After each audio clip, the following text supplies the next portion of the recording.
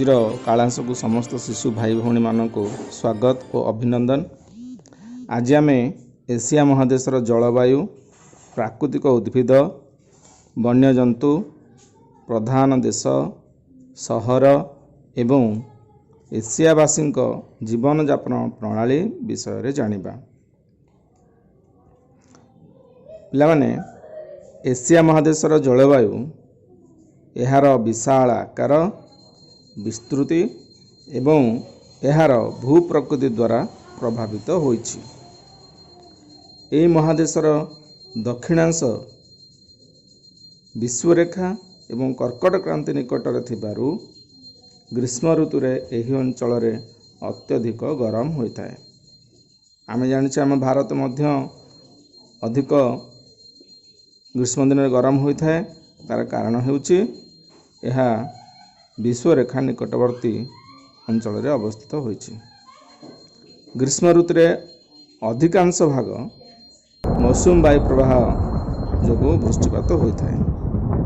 एही महादेशर विशालता कारणरू केतेक अंचल रे अत्यधिक तापमात्रा, अत्यधिक वृष्टि एवं निम्न तापमात्रा और वृष्टिहीन अंचल रे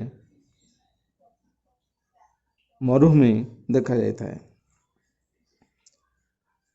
वृष्टिहीन अंचल देखा जाउथिबा मरुभूमि मानक मध्यरु आरब मरुभूमि, थर मरुभूमि, गुबी मरुभूमि प्रधान।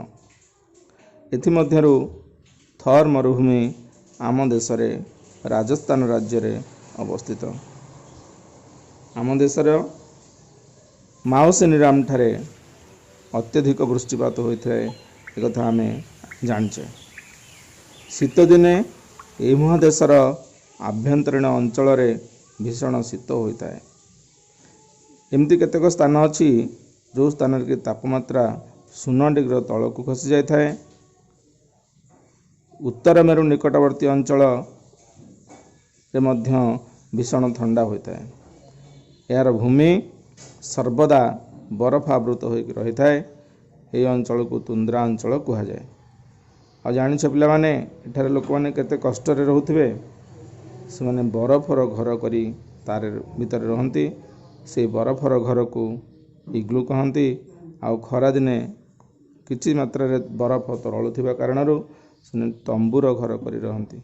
से तंबू घर को ट्यूपिक कह जाए। से बरफ अंचल लोक मैंने जो गाड़ी व्यवहार करती ताको स्लेज गाड़ी कहती। से मैंने सबुबले चमड़ार पोशाक पिंधि रही था। आम एशिया महादेश रे अनेक धर्मावलंबी लोक विभिन्न प्रकार पोशाक, विभिन्न प्रकार भाषाभाषी, चलनी भिन्न यही से रहती। अनेक धर्मर लोक एठी रहती, यथा हिंदू, मुसलमान, ख्रिस्टियान, बौद्ध, जैन, अनेक प्रकार आदिवासी ए देश रे रहंती। तेणु ए महादेश को एक वैचित्रमय देश बोली कहा जाए। ए महादेश रे स्टेपी तृणभूमि देखा जाए। विभिन्न प्रकार घास एठी देखा जाए। आउ मरुभूमि अंचल रे विभिन्न प्रकार मरुज उद्भिद यथा कंटाबुदा, सिझु, सप्तफेणी, खजुरी एमती अनेक गछ देखा जाए। मौसुमी अरण्य रे अनेक शक्त काठ थिबा गछ देखा जाए, यथा सागवान, शाल, उपियाशाल इत्यादि। ता छड़ा बाउंस, बेत आदि गछ मध्य देखा जाए। यही बाउंस बेत व्यवहार करी अनेक लोक विभिन्न प्रकार काम धंदा करी चलती।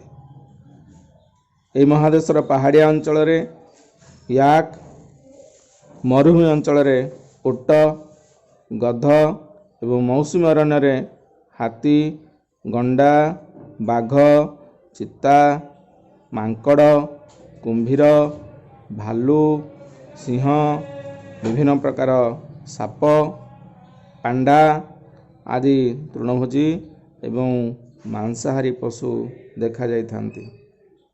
ତୁନ୍ଦ୍ରା ଅଞ୍ଚଳରେ ବଲ୍ଗା ହରିଣ, କାରିବୁ, ଧଳା ଭାଲୁ ଆଦି ଲୋମଶ ପ୍ରାଣୀ ମଧ୍ୟ ଦେଖାଯାଇଥାନ୍ତି। ଏ ମହାଦେଶର ତୃଣଭୂମି ଅଞ୍ଚଳରେ ହରିଣ, ବାଘ ଏବଂ ଟାଇଗା ଅଞ୍ଚଳରେ ମିଙ୍କ, କୋକିଶିଆଳି ଆଦି ଲୋମଶ ପ୍ରାଣୀ ମଧ୍ୟ ବାସ କରନ୍ତି। ଏସିଆରେ ଅବସ୍ଥିତ ତିନୋଟି ବୃହତ୍ ଦେଶ ହେଲା ରୁଷିଆ, ଚୀନ ଏବଂ ଆମର ଏହି ପବିତ୍ର ଭାରତବର୍ଷ।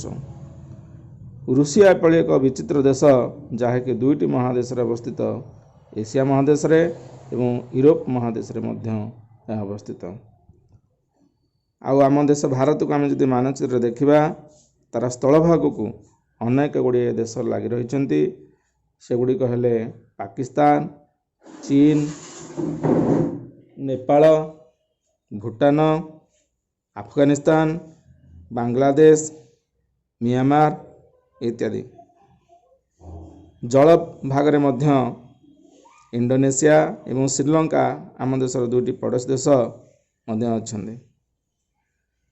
ଏସିଆ ମହାଦେଶରେ ମୋଟ ଦେଶ ସଂଖ୍ୟା ହେଉଛନ୍ତି 51, ଆଫ୍ରିକା ମହାଦେଶରେ 54, ୟୁରୋପ ମହାଦେଶରେ 44, ଉତ୍ତର ଆମେରିକାରେ 23, ଦକ୍ଷିଣ ଆମେରିକାରେ 14 ଏବଂ ଅଷ୍ଟ୍ରେଲିଆ ମହାଦେଶରେ 3ଟି ଦେଶ ଅଛି।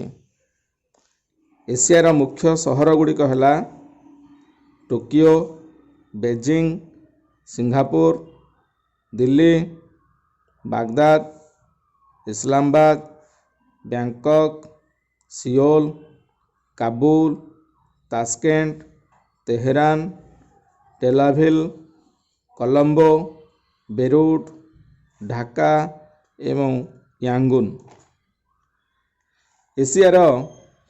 ଏସିଆ ମହାଦେଶର ଲୋକମାନେ ଅଧିକାଂଶ କୃଷି ଉପରେ ନିର୍ଭର କରି ଚଳିଥାନ୍ତି। କେତେକ ଲୋକ ଯାଯାବର ଜୀବନଯାପନ କରନ୍ତି। ସେମାନେ ତାଙ୍କର ପଶୁକୁ ଗୋଟିଏ ସ୍ଥାନରୁ ଅନ୍ୟ ସ୍ଥାନକୁ ଋତୁ ଅନୁସାରେ ନେଇ ଯାଇଥାନ୍ତି। ଆଉ କେତେକ ଲୋକ ଶିଳ୍ପରେ କାମ କରି ତାଙ୍କର ଜୀବିକା ନିର୍ବାହ କରନ୍ତି। କେତେକ ବାଣିଜ୍ୟ, ଖଣି ଖନନ, ଶିକ୍ଷା, ଗମନାଗମନ, କେତେକ ଲୋକ ଚିକିତ୍ସା ଆଦି କ୍ଷେତ୍ରରେ କାମ କରି ନିଜର ଜୀବିକା ନିର୍ବାହ କରିଥାନ୍ତି। ଆଚ୍ଛା ପିଲାମାନେ, ଆମେ ଏସିଆ ମହାଦେଶ ବିଷୟରେ ତ ଅନେକ କଥା ଜାଣିଲେ। ଆମେ ଏହି ବିଷୟଟିକୁ ବାରମ୍ବାର ପଢ଼ିବା ଏବଂ ଏହି ଭିଡ଼ିଓଟିକୁ ମଧ୍ୟ ଦେଖି ତାକୁ ଶୁଣିବା, ମନେ ରଖିବା, ତାହେଲେ ଆମ ପରୀକ୍ଷାରେ ଆମେ ଭଲ କରିପାରିବା।